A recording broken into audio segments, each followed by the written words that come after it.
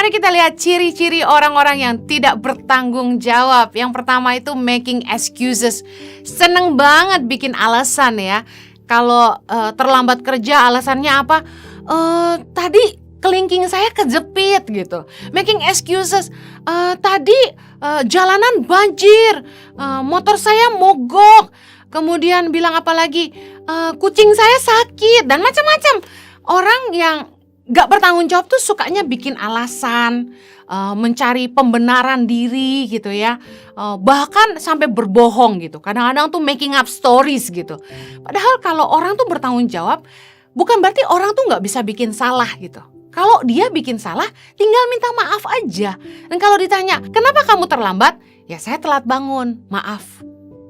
Kalau sampai dipecat, ya resiko. Orang yang bertanggung jawab itu berani mengambil konsekuensi dari perbuatannya, bukannya malah making excuses gitu.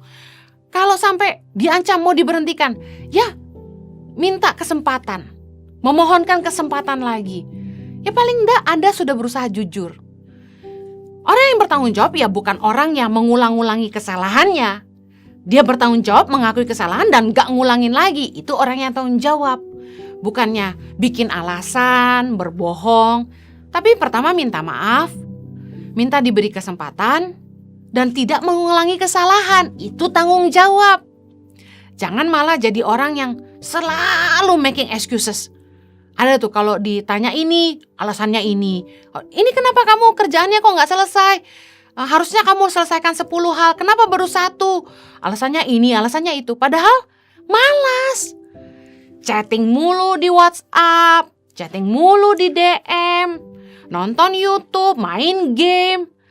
Nggak fokus kerja.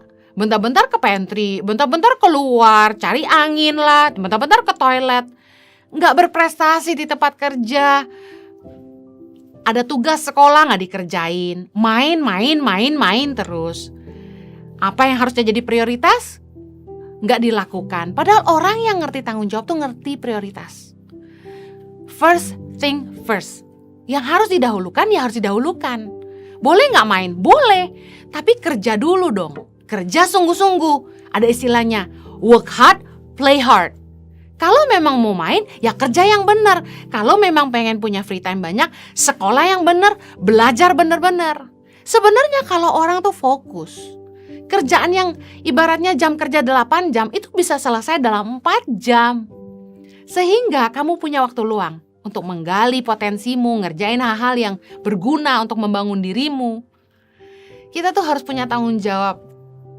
Bukannya malah bikin-bikin alasan untuk tidak melakukan apa yang seharusnya kita lakukan. Ada lagi, ciri orang yang gak bertanggung jawab. Suka nyalahin orang lain, blaming others. Kita tanya, kenapa sampai ini pecah? Iya tadi soalnya disenggol sama si itu. Nyalahin orang lain. Kenapa sampai bensinnya habis? Gak tahu nih siapa yang make gitu. Gak mau ngakuin kesalahannya gitu. Selalu nyalahin orang lain, mengkambing hitamkan orang lain. Ada istilah pepatah Indonesia tuh, lempar batu sembunyi tangan. Dia yang bikin salah, dia gak mau ngaku. Udah lebih parah lagi, nyalahin orang lain. Tidak setia kawan. Biasanya orang-orang yang suka nyalain orang lain nih gak setia kawan. Dia nyelamatin dirinya sendiri tapi mencelakakan orang lain. Jangan punya teman yang kayak gini, yang cuma mau nyelamatin dirinya sendiri lalu ngorbanin orang lain gitu. Kalau orang yang sukanya nyalahin orang lain, ini repot ya. Dalam hubungan pun bakal jadi pasangan yang sulit sekali gitu. Udah dia salah masih nyalain orang. Orang yang suka nyalain orang lain tuh gak bakal introspeksi diri untuk menyadari kesalahannya. Boro-boro berubah. Lah dianya aja sibuk nyalain orang lain, nunjuk. Padahal ada 8 jari ke arah dia, tapi dia pakai 2 buat nunjuk orang. Jangan suka nyalain orang, karena orang yang suka nyalain orang lain gak akan rendah hati untuk mau belajar dari kesalahan dan bahkan introspeksi diri untuk menyadari oh iya kesalahannya dia di mana. Waktu ada masalah dalam hubungan itu gak mungkin cuma salah satu orang, pasti ada aksi maka ada reaksi, ada salah dari keduanya. Nah susah sekali untuk orang itu maju karena dia hobinya nyalain orang.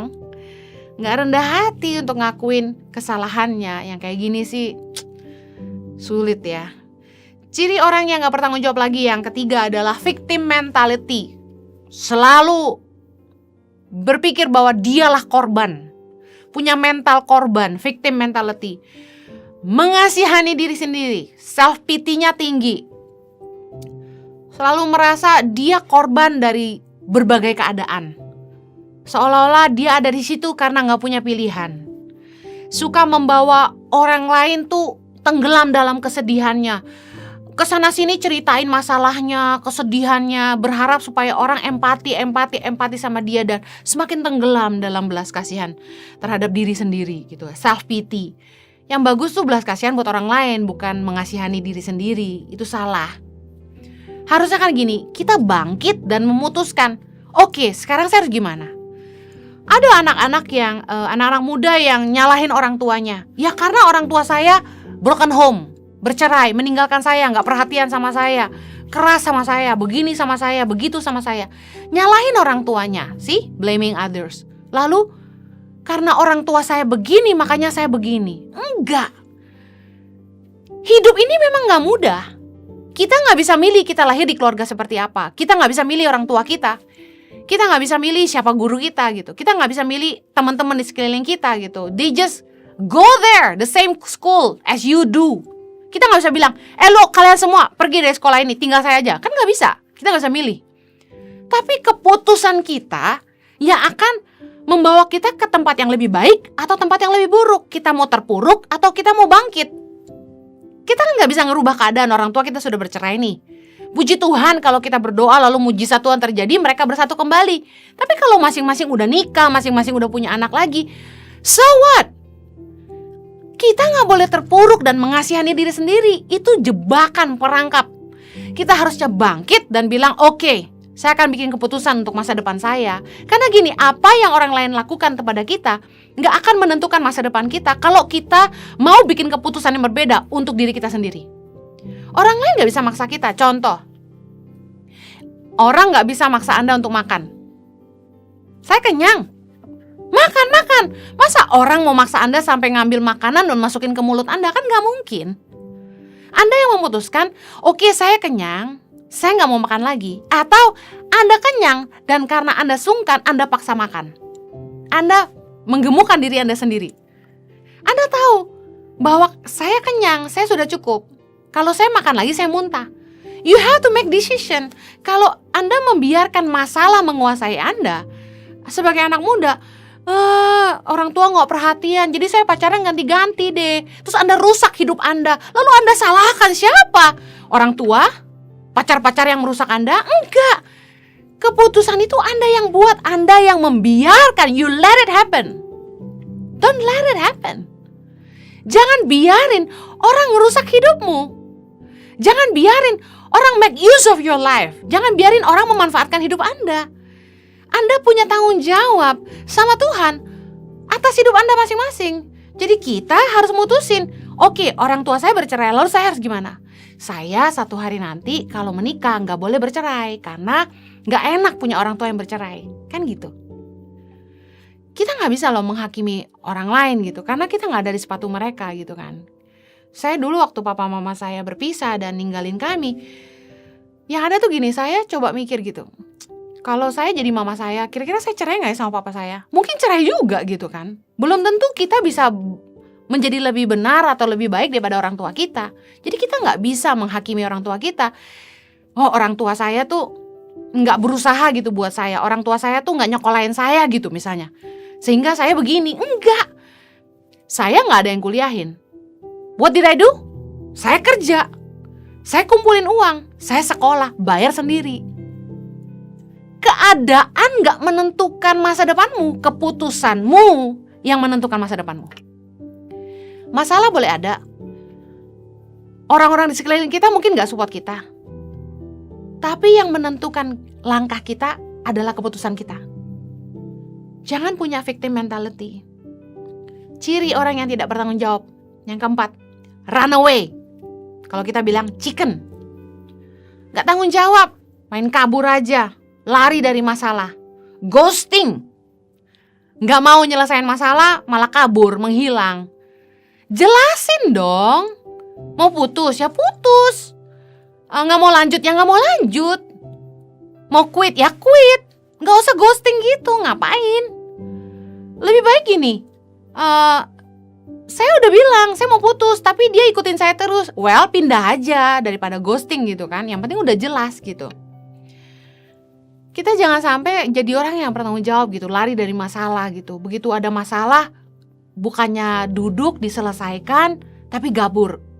Malah gini, ditegur karena attitude yang gak baik di tempat kerja, bukannya berubah, malah resign. Ya ampun, kayak gitu sih kerja dimanapun, attitude-nya bakal sama. Orang yang bertanggung jawab tuh gini, oke, apakah saya masih dikasih kesempatan memperbaiki diri? Saya masih boleh kerja gak di sini? Katakanlah atasanmu bilang enggak, we're done with you. Oke, say sorry, selesaikan tanggung jawabmu sampai selesai dengan baik, lalu resign. Paling enggak tuh ya, ninggalin kesan baik di akhir. Jangan pergi ninggalin tanggung jawab. Enggak selesain kerjaan kita.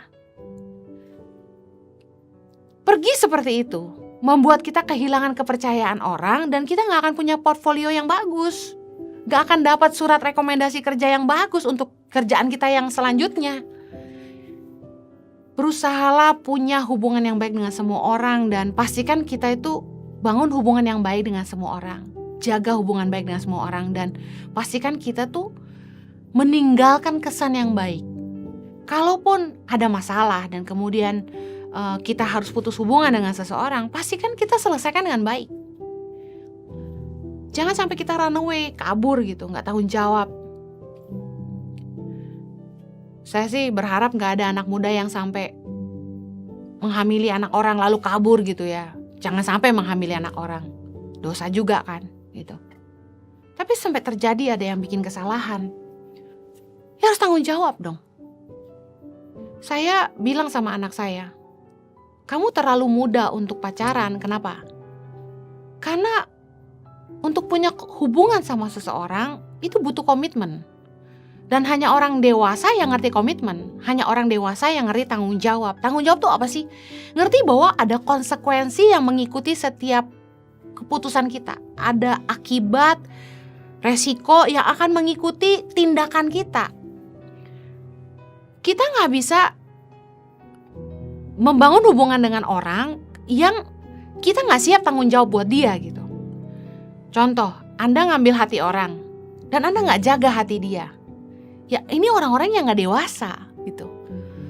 Mau pacaran tapi gak mau komitmen, mau bebas, ya susah.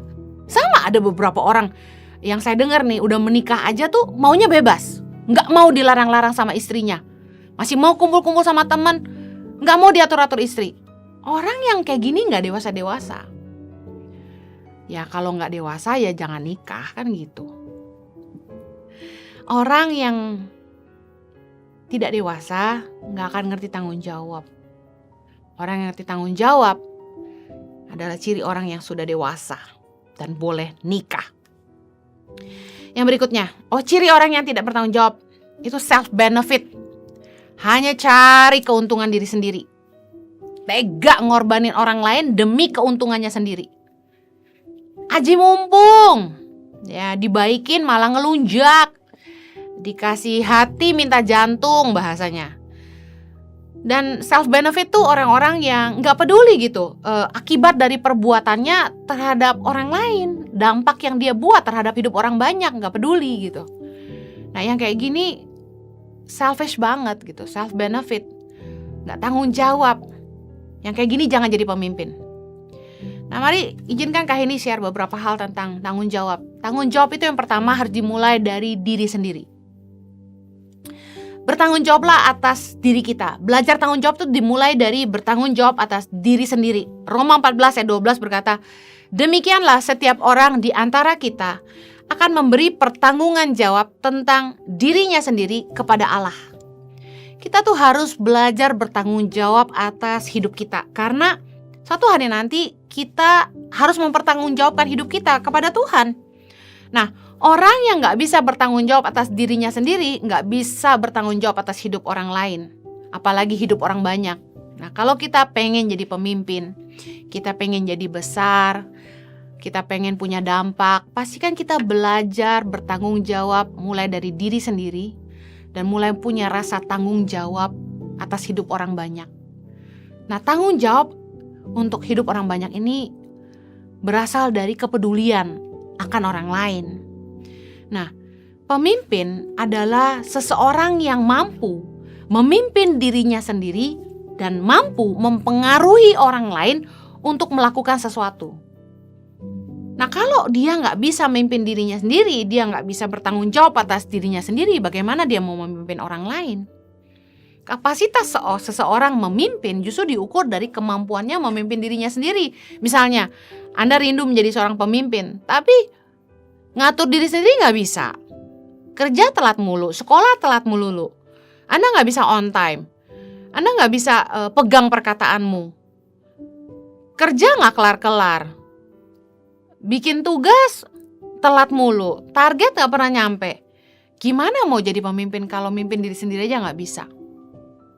Salah satu kualitas terbaik dari seorang pemimpin adalah memiliki rasa tanggung jawab atas hidup orang banyak. Dia punya kepedulian atas hidup orang lain di luar dirinya sendiri.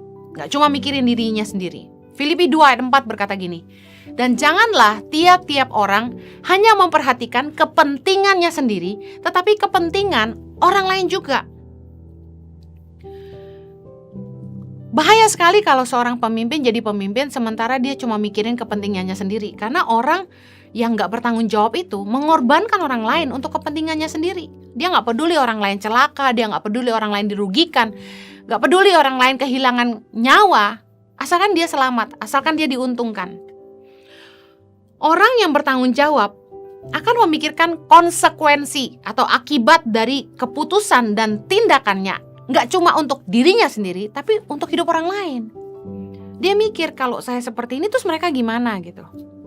Gak cuma mikir, ya terserah saya maunya begini gitu kan.